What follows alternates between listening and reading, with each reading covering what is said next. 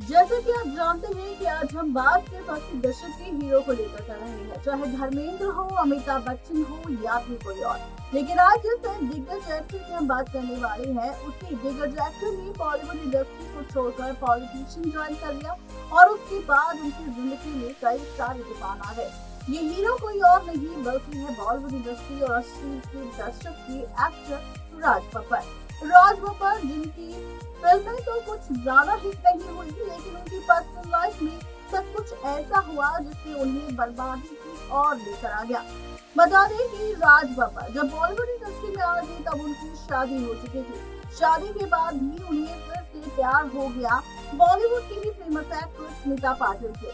स्मिता पाटिल से शादी होने के बाद राज बब्बर काफी ज्यादा खुश थे। शादीशुदा होते हुए भी राज बब्बर ने स्मिता पाटिल के साथ दूसरी शादी कर ली। स्मिता पाटिल के साथ राज बब्बर इतने ज्यादा खुश थे कि वो हर जगह जहाँ जाते थे इंडस्ट्री में वो अक्सर अपनी पत्नी के साथ जाते थे। यहाँ तक कि उन्होंने अपनी पत्नी स्मिता पाटिल के साथ फिल्म भी बनाई है। एक ही फिल्म में दोनों ने एक साथ काम भी किया। लेकिन बर्बादी का वक्त तब शुरू हो गया जब स्मिता पाटिल प्रेग्नेंट हुई। स्मिता पाटिल ने जैसे ही अपनी बेटे प्रतीक बब्बर को जन्म दिया, वैसे ही जन्म देने के बाद उनकी प्रेगनेंसी में जो क्रिटिकल सिचुएशन थी उसकी वजह से उनकी जान चली गई।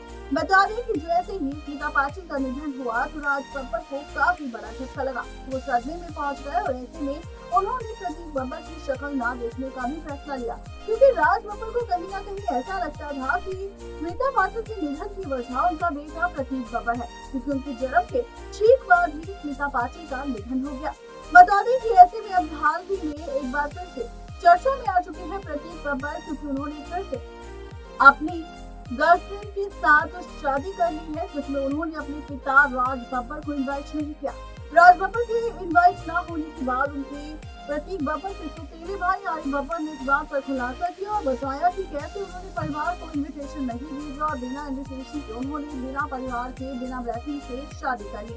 ये बात जानने के बाद प्रतीक बब्बर की जो दूसरी पत्नी है उन्होंने खुलासा किया कि उन्होंने हर परिवार के सदस्य को बुलाया था। यहाँ तक कि प्रतीक बब्बर ने शादी की जो तस्वीरें शेयर की उसमें उन्होंने अपनी माँ स्मिता पाटिल की तस्वीर के सामने आशीर्वाद दिया और शादी पूरी की।